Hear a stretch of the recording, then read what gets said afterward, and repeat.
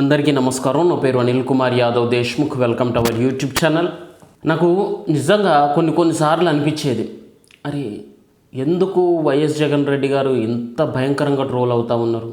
ఈయన ఒక పొలిటీషియన్ కదా, కానీ ఒక కమేడియన్ కంటే భయంకరంగా ఇతను ఎందుకు కామెడీ పీస్ లాగా మారిపోతూ ఉన్నాడు? నిజంగా ఇతన్ని ఎవరైనా పనిగట్టుకొని డబ్బులు ఇచ్చి ఇతన్ని ట్రోల్ చేపిస్తున్నారా అంటే లేదు. ఇతన్ని సగటు సామాన్యుడు, సోషల్ మీడియా వాడే ప్రతి ఒక్కరూ ఇతను ఒక ట్రోల్ మెటీరియల్ లాగా చూస్తారు. ఇతను ఒక ప్రెస్ మీట్ పెడుతున్నాడంటే మనకు కావాల్సిన స్టఫ్ వస్తుంది, దాని ద్వారా మనం కొన్ని మీమ్స్, కొన్ని ట్రోళ్ళు, వీడియోస్ ఇవన్నీ తయారు చేసి కొంత ఇన్కమ్ని జనరేట్ చేయొచ్చు అనే ఆశతో చూస్తారు సామాన్యులంతా. జగన్ రెడ్డి పైన పనిగట్టుకొని అపోజిషన్ పార్టీలు నెగటివ్ ప్రచారం చేయాల్సిన పని లేదు. ఇతనే వచ్చి ప్రెస్ మీట్ పెట్టి అడ్డంగా బుక్ అవుతూ ఉంటాడు చాలాసార్లు. అంటే నాకే కదా, కొంతమందికి అనిపిస్తుంది కదా, అరే ఎందుకు ఇతన్నే ఎందుకు ఇంత భయంకరంగా టార్గెట్ చేస్తారు జనాలు? ఇతను చేసిన తప్పేంది? ఇతను ఒక పొలిటీషియన్ కదా, ఒక డిగ్నిఫైడ్ లీడర్ కదా, ఒక ఎక్స్ సీఎం కదా, 151 సీట్లు గతంలో కొట్టిన వ్యక్తి కదా, ఎందుకు ఇంత భయంకరంగా ఇతని జనాలు నవ్వుల బొమ్మలాగా తీసుకుంటున్నారు అనేది ఇప్పుడిప్పుడు చాలామందికి అర్థమవుతూ ఉంది. నేను కూడా అనుకున్నా, అరే ఎందుకు అయిందని కాందానికి ఇంత ఘోరంగా ట్రోల్ చేస్తారు? ఇప్పుడు వైఎస్ జగన్ మాట్లాడినప్పుడు అతను నత్తి మాటలు, లేకపోతే అతను కొన్ని పదాలు పలకలేకపోవడం, కొన్ని స్క్రిప్ట్ చూసుకుంటూ మాట్లాడడం, అవేవన్నా నత్తిపోయినప్పుడు పక్కన వాళ్ళు అతనికి అందించడం, ఇవంతా సాధారణంగా జరిగే ట్రోల్స్. వీటిని నేను ఎప్పుడు పెద్దగా పరిణంలోకి తీసుకోవాలా. ఎందుకంటే ఎవరికైనా ఒక అరగంట గంట సేపు మాట్లాడినప్పుడు నత్తి రావడం సహజం. నేనే ఒక 10 నిమిషాలు స్పీచ్ ఇచ్చినప్పుడు అక్కడక్కడ నాలుక మడతపడతా ఉంటుంది నాకే. మరి అలాంటిది అతను చాలా పెద్ద వ్యక్తి, పెద్ద స్థాయి మనిషి కాబట్టి అక్కడక్కడ నత్తిపోవడం సహజం అని నేను లైట్ తీసుకుంటాం. కానీ అతను ఎందుకు చాలామంది అతన్ని హేట్ చేస్తారు, ఎందుకు అతన్ని భయంకరంగా ద్వేషిస్తారు అనేది ఈరోజు ఈ ప్రెస్ మీట్, ఇప్పుడు వైజాగ్ స్టీల్ ప్లాంట్లో జరిగిన ఒక ప్రమాదం, 8-9 మంది ప్రాణాలు కోల్పోయారు. అక్కడికి ఈ ఎక్స్ సీఎం వచ్చి పరామర్శిస్తానని చెప్పి అన్నప్పుడు నేను అనుకున్నా, నిజంగా అతను ఏ విధంగా వాళ్ళకి భరోసా ఇస్తాడు, ఆ కుటుంబాలకు ఏ విధంగా ఇతను అండగా నిలబడతాడా అని చెప్పి నేను ఎదురు చూసిన. బట్ ఆ వీడియో మొత్తం చూసిన తర్వాత ఇతన్ని జనాలు ఏ విధంగా ఏకిపారేసినా, ఇతన్ని ఎంత ద్వేషించినా తప్పు లేదని నాకైతే హార్ట్ఫుల్గా అనిపిస్తుంది. రియల్లీ నేను ఆయన ఏం చెప్తాడో, ఏ విధంగా రియాక్ట్ అవుతాడు, ప్రభుత్వానికి ఏ విధమైన సలహాలు ఇస్తాడు, లేకపోతే ఆ కుటుంబానికి ఎంత సాయం చేస్తాడని చెప్పి నేను రియల్లీ చాలా ఎగ్జైట్మెంట్తో ఎదురు చూసిన. But he disappointed me, fully disappointed me. అక్కడికి వెళ్ళిన తర్వాత ఏం మాట్లాడిండో ఒకసారి వీడియో ప్లే చేస్తూ చూడండి.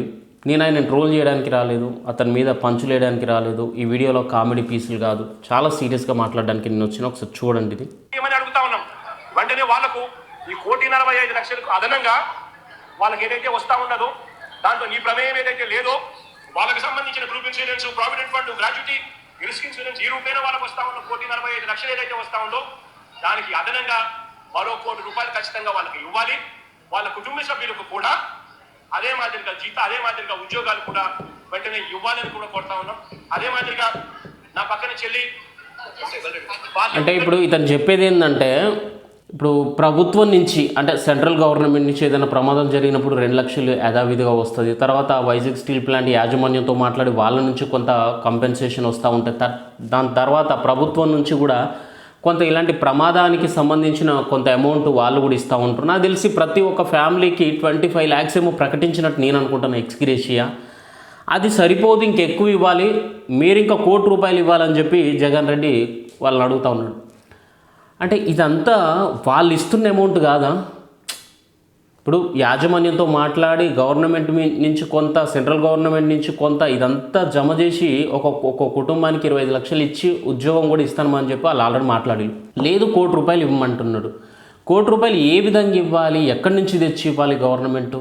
అంటే ఒకవేళ ఇవ్వడానికి వాళ్ళకేం అభ్యంతరం లేదు, ఇస్తారు. గవర్నమెంట్ దగ్గర ఉన్న ఫండ్ ఖచ్చితంగా ఇమ్మన్నా ఇస్తారు, అభ్యంతరం లేదు. కానీ ఆల్రెడీ వాళ్ళు కొంత అమౌంట్ అయితే ప్రకటించాలి కదా.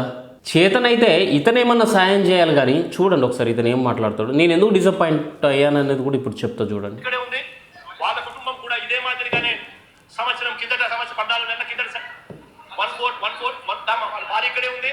1/4/2025 లో చనిపోయిన వెంటయ్యన్న కుటుంబానికి కూడా ఇదే ప్యాకేజ్ కూడా వాళ్ళకు కూడా వర్తింప చేసి వాళ్ళ కుటుంబానికి కూడా ఇదే మాదిరిగానే ఆదుకోవాలి అని చెప్పి రాష్ట్ర ప్రభుత్వానికి కూటమికి ఇద్దరికి కూడా గట్టిగా వీరిద్దరికి కూడా చెప్తా ఉన్నాం. ఓకే, వీడి వరకు కొంత పర్వాలేదు. కానీ జగన్ని ఎందుకు శవరాజకీయం చేస్తాడు, ఎందుకు ఇతన్ని శవపుత్రుడు అంటారు, ఎందుకు శవం కనపడితే ఇతను అసలు ఒక సైకోలాగా మారిపోతాడు అన్నదానికి ఇప్పుడు ఉదాహరణ వస్తుంది చూడండి. ఇతను నోటి నుంచి ఇతనే మాట్లాడతాడు, వినండి. మరీ ముఖ్యంగా చంద్రబాబు నాయుడు గారికి, మరీ ముఖ్యంగా రాష్ట్ర ప్రభుత్వానికి, ఎందుకంటే బాధ్యత రాష్ట్ర ప్రభుత్వం కాబట్టి వెంటనే చిత్తశుద్ధి చూపండి, ఎంప్లాయీస్ కి తోడుగా ఉండండి. మీరు కూడా అసెంబ్లీలో వైఎస్ఆర్ కాంగ్రెస్ పార్టీ తీర్మానం చేసినట్టుగానే మీరు కూడా ప్రైవేటైజేషన్ కు వ్యతిరేకంగా అసెంబ్లీలో తీర్మానం మేము చేసినట్టుగానే తీర్మానం కూడా చేసి కేంద్రానికి పంపి ఇది జరగకుండా కూడా ఆపే కార్యక్రమంలో చిత్తశుద్ధిని కూడా చూపండి అని చెప్పి కూడా ఆల్రెడీ పవన్ కళ్యాణ్ మాట్లాడిండు. మీరు అధికారంలో ఉన్నప్పుడు కూడా ప్రైవేటైజేషన్ అవుతుందని చెప్పే పవన్ కళ్యాణ్ బయటకు వచ్చి ఆ వైజాగ్ స్టీల్ ప్లాంట్ని కాపాడాలా, విశాఖ ఉక్కు ఆంధ్రుల హక్కు అని చెప్పి పవన్ కళ్యాణ్ మాట్లాడిండు కదా. ఆల్రెడీ ఒక సభ కూడా పెట్టినట్టు నాకు గుర్తు. మరి దాన్ని ప్రైవేటీకరణ ఎట్లా చేస్తాడు పవన్ కళ్యాణ్? అవనివ్వడు కదా అతను. సిబిఎన్ కూడా కానియాడు కదా. లోకేష్ కూడా వచ్చి మాట్లాడిండు కదా. నిర్మలా సీతారామన్ గారితో మేము కూడా మాట్లాడినాం, సిబిఎన్ గారు చర్చించిన దాని గురించి అని చెప్పి లోకేష్ గారు కూడా మాట్లాడిండు కదా. గట్టిగా వీళ్ళందరికీ కూడా కోరుతా ఉన్నాం. ఇదొకటే కాదు, మేము ఇంత అడుగుతా ఉన్నా కూడా చంద్రబాబు నాయుడు గారి ప్రభుత్వంలో ఎక్కడైనా ఇప్పుడు చూడండి అసలైన రాజకీయ, అసలు ఇతన్ని ఎందుకు ద్వేషిస్తారు, ఈ మనిషిని ఎందుకు ఇతన్ని చీదరించుకుంటారు, ఇతన్ని చూస్తే ఏ ఒక్కడు కూడా జాలి కలగదు. ఇతని ఒంటి నిండా కుళ్ళు, కుతంత్రం, అసూయ, ద్వేషంతో ఈ మనిషి ఏ విధంగా రగిలిపోతాడు అన్నదానికి ఇప్పుడు ఉదాహరణ దొరికింది. చూడండి, అతని నోటి నుంచి అతనే మాట్లాడతాడు. రూపాయలు ఇవ్వాల్సిన చోట వాళ్ళకి ఇవ్వని పరిస్థితి ఎక్కడైనా ఉంటే మాత్రం ప్రతి బాధితురాలికి, ప్రతి బాధితుడికి చెప్తా ఉన్నా, ప్రతి అక్కకు, ప్రతి చెల్లెమ్మకు, ప్రతి బాబుకు చెప్తా ఉన్నా, బాధపడాల్సిన పనుల కొంచెం ఓపిక పట్టండి. దేవుడి దయతో మన ప్రభుత్వం వచ్చిన వెంటనే ఒక నెల తిరక్క మునిపే ₹1 రాష్ట్ర ప్రభుత్వం చెప్పి ఖచ్చితంగా చెప్తా ఉన్నాం. అందులో మీకు కూడా ఉంటారు తండ్రి, అందులో మీ కుటుంబాన్ని కూడా ఖచ్చితంగా అది వర్తింపజేసేట్టుగా కూడా చేస్తామని కూడా చెప్తా ఉన్నాం. కాబట్టి అందరం కూడా మానవత్వం చూపాలి అని చెప్పి, మానవత్వం చూపుతూ ఆదుకోవాలని చెప్పి ఈ రాష్ట్ర ప్రభుత్వాన్ని గట్టిగా కోరుతా ఉన్నాం. ఇప్పుడు అర్థమైందా మీకు? ఇతను ఇంత హుటాహుటిన పోయి ఆ కుటుంబానికి ఎంతో కొంత ఆర్థిక సాయం చేస్తాడని నేను ఎదురు చూసిన. But he really disappointed me. అందుకే చెప్తాను, ఇతను అక్కడికి పోయి ఒక్క పైసా కూడా జేబులోంచి తీసి ఇవ్వలేదు. వారికి ఎటువంటి ఆర్థిక సాయం ఇతను అందించలేదు వైఎస్ జగన్. ఇతని రాజకీయ కాంక్ష కోసం, పదవి మీద వ్యామోహంతో, పదవి కోసం నెక్స్ట్ ఎలక్షన్ ఎప్పుడుంది? ఈ 2029లో ఉంటుంది ఎలక్షన్. అంటే ఇది 2026. 3 సంవత్సరాల సమయం ఉంది. 3 ఏళ్ల పాటు వాళ్ళు ఎలక్షన్ ఎప్పుడు వస్తుందా, ఎప్పుడు జగన్ రెడ్డి అధికారంలోకి వస్తాడా, అతను కోటేయాలా అని చెప్పి వీళ్ళంతా ఎదురు చూడాలన్న ఉద్దేశంతో అతను చూసినవా జేబులోంచి రూపాయి ఇవ్వలేదు. ప్రభుత్వం 25 లక్షలు ప్రస్తుతానికి ఇస్తా అని చెప్పింది.